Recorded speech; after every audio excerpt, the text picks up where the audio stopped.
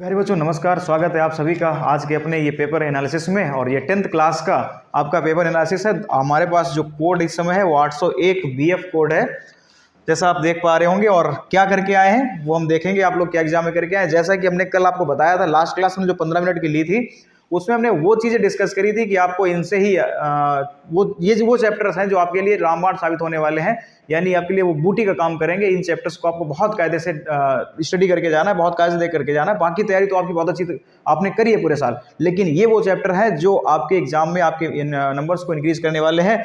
तो वो क्लास पड़ी हुई है, ऐसा तो नहीं वो डिलीट हो गई। आप देखिए जाकर के उससे पेपर, कितना सारा पेपर उस 15 मिनट के सेशन से हम लोगों ने वहाँ को टच किया है पेपर से।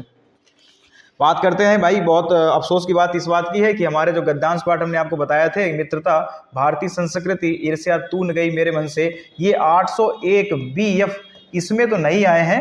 इसमें ममता से आया हुआ है और आपका ममता से आया है, और बाकी दूसरा आया है पानी में चंदा और चांद पर आदमी। लेकिन ये 90% उम्मीद है, क्योंकि ये जो हम लोग कोड BF देख रहे हैं ये हमारे हरदोई डिस्ट्रिक्ट का पेपर है।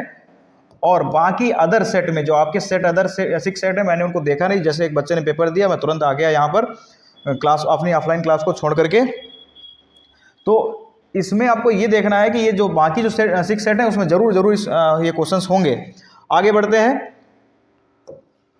हमने पद्यांश पाठ के लिए आपको बताए थे पद, धनुष भंग, दोहे भक्ति बिहारी लाल, पुष्प की अभिलाषा और झांसी की रानी की समाधि पर। तो आप जैसे ही आएंगे सेकंड क्वेश्चन में, तो दोहे भक्ति बिहारी लाल का ये आया हुआ है, मोर मुकुट की चंद्रकनु यो राजत नंद नंद, ये आपका सेम उसी से उठा हुआ रखा है। ठीक है, तो समझ ले ये चीज़ें वहीं से आई हैं। अपना ये पार्ट कल हमने डिस्कस किया था कि इस पर आपको काम करके जाना, सीधा सीधा पेपर में छपा है आपका ये पद्यांश का जो खंड है। आगे आते अनुवाद है, तो गद्यांश पाठ कौन से होने चाहिए, हमने डिस्कस किए थे वाराणसी और देशभक्त चंद्रशेखर।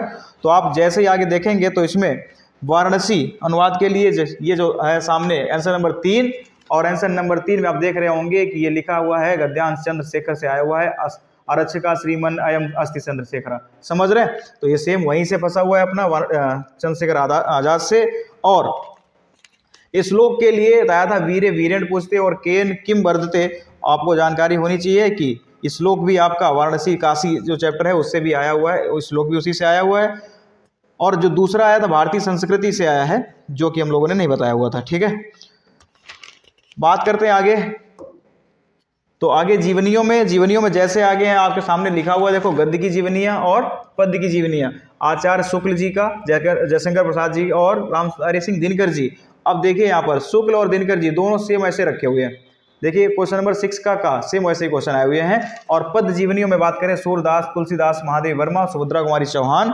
तो आप देखिए सूरदास और सुभद्रा कुमारी चौहान सेम वही पेपर में आया हुआ है, आंसर नंबर आपका 6 का खा। समझ रहे हैं, तो हम लोगों ने बताया है कि भाई एक बार विश्वास कर लीजिएगा कि जो हम लोग बात करेंगे वो जाहिर सी बात है आपके काम की ही बातें होंगी।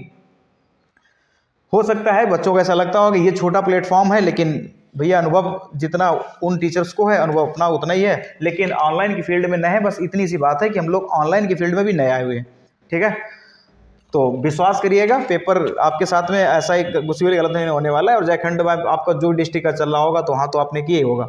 और कह रहा है कि 3 श्लोक याद होने चाहिए, बाकी तो करना ही है करना, बाकी क्योंकि हो सकता है 2 वो पेपर में आ जाए, इसलिए सर्वे संत सुखिना और बंधनम मरणम आप तो दूरगामी, इस तो आप श्लोक याद करके तो लिखे होंगे कोई ना कोई। ठीक है, संस्कृत के प्रश्नोत्तर हेतु अध्याय कौन कौन से हैं, वाराणसी और देशभक्त चंद्रशेखर। आप देखोगे तो ये देखो देशभक्त चंद्रशेखर से आया हुआ है। और केम किन वर्धते पहले बताया था, विश्वास केन वर्धते, तो विश्वासा सदाचारेण वर्धते। और चंद्रशेखर स्वग्रहम किम अवगत, तो कारागारम अवदत। ठीक है, तो ये जो बात बता रखी थी सेम ऐसे क्वेश्चन आपके एग्जाम में आ गए हैं। और उसके बाद में निबंध की बात करते हैं। बच्चा निबंध परेशान हो जाता है, निबंध कौन से याद करें, कहाँ से जाएं, कितना क्या क्या याद करना चाहिए। निबंध तो बहुत सारे हैं, पता नहीं किसके ऊपर पूछते। तो आप देखिए हमने नीचे यहाँ पे जनसंख्या लिखा था, जनसंख्या वृद्धि तो लिखा था। आप निबंध में आइए तो निबंध में आप देख रहे होंगे सामने, आपको देख रहे हो नारी शिक्षा, वनों के काटने से हानियां, किसी एक त्योहार का वर्णन, विज्ञान, वरदान, एवसा, बेरोजगारी की समस्या। आप देखिए बेरोजगारी की समस्या और विज्ञान, ये 3-4 नंबर के हमने आपको बताया था कि इन आपको ऐसे को ये सारे निबंध है, इनको तैयार करके ही जाना है। और सेम वही पेपर आया, और पेपर बहुत भैया ईजी था, इतना पेपर कठिन नहीं था। आप सामने देखेंगे तो ये 801 का कोड है। और रानीखेत की कहानी किसकी थी, तो आपको पता है कि ये इंशाअल्लाह खां, और बहुत सरल से आए हैं। और अजात शत्रु के नाटक जो रचनाकार कौन है, जयशंकर प्रसाद। और शुक्ल युग के आलोचना विधा के कौन है, तो उसमें है आपके रामचंद्र शुक्ल जी। शुक्लोत्तर युग की समयावधि कितनी है, तो आपका बी ऑप्शन है 1938 से 1947। अनंत प्रकाश जो है आकाश की रचना कौन है, कौन, तो जयप्रकाश भारती।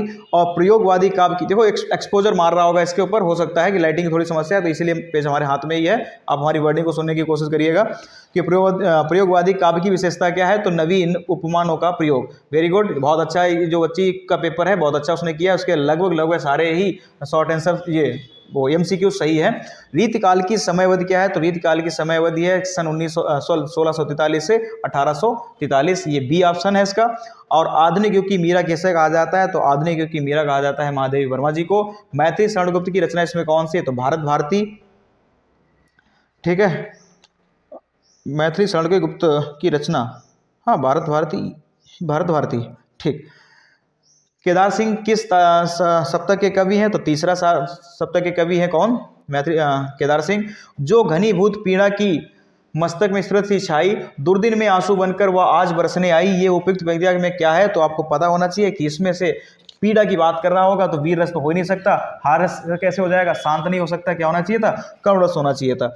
तो रूपक अलंकार क्या होता है, तो आपको पता है कि उपमेय का उपमान में अभेद जो ही वही होता है आपका रूपक अलंकार। तो ये आपके 12 क्वेश्चन इधर हुए।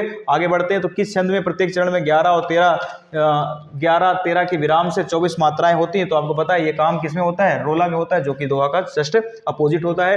परिपूर्ण शब्द में उपसर्ग क्या है, बहुत अच्छी बात आप देख रहे होंगे कि परिपूर्ण में आप देखिए, आप पूर्ण एक मेन शब्द है, उससे पहले उपसर्ग क्या लगा हुआ है, परि लगा हुआ है। माता पिता में समास कौन सा है, तो आपको पता है कि ये माता पिता में जैसे डैश दिखा रहा है, यानी आप क्या होगा, तो द्वंद्व समास हो जाएगा, ठीक है। धीरज शब्द का तत्सम रूप, तो धीरज का धैर्य होगा, क्योंकि शांत नहीं हो सकता, सहन नहीं हो सकता, धारण नहीं हो सकता। तस् शब्द में व्यक्ति और वचन कौन सी है, तो तस् बेटा जो है ये ध्यान रखिए, दूसरा इसमें चतुर्थी विभक्ति है और वचन आपका इसमें एक है। जिस वाक्य में क्रिया की प्रधानता हो वो क्या कहलाता है, तो आपको पता है जिस वाक्य में क्रिया की प्रधानता होगी वो भाववाच्य कहलाता है। विकारी शब्द कह रहा है, विकारी शब्द कितने प्रकार के होते हैं, तो आपको पता है विकारी शब्द कितने प्रकार के होते हैं, 4 प्रकार के। जातिवाचक संज्ञा इसमें कौन कौन सी है, तो जातिवाचक इसमें जो कॉमन नाउन है वो कौन है, शिक्षक है, ठीक। तो ये हुआ, बाकी सामने आपके लिखा हुआ पूरा पेपर है ये इस तरीके से। जितना लगभग हम आपको बात करें कि ये जो वर्णात्मक खंड में ही बात करें, तो वर्णात्मक खंड में आपके 6 और 6, 5, 11 और 11, 5, 16 और वो आपका 3 नंबर का जो खंड काव्य है वो अपने तैयार कर ही रखा होगा। और 16 और 10 2 जीवन परिचय 5-5 नंबर के, 26, ठीक है। और 26 के बाद में फिर एक श्लोक आप याद करके लेके गए होंगे ऑलरेडी वही, और पत्र भी आपने याद कर रखा होगा, ठीक। और 2 नंबर के आपके प्रश्न उत्तर, और उसके बाद में 7 नंबर का ऐसे। तो हम लोगों ने यहाँ से 40-50 नंबर का पेपर आप लोग टच किए यहीं से सीधा।